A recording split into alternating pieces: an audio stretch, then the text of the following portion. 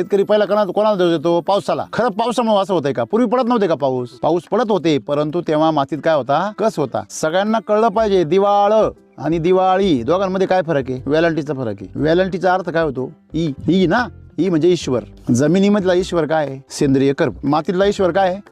सेंद्रिय कर्ब. तुमच्या माझ्यामध्ये प्राण आहे म्हणून आपण उभे.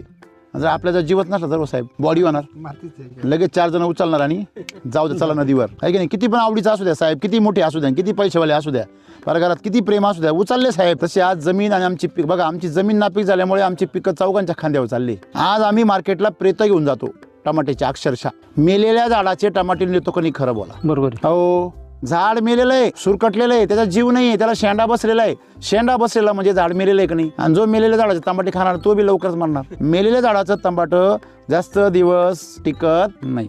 ज्या झाडाचा शेंडा संपला त्या फळाचं आयुष्य संपलं. ज्या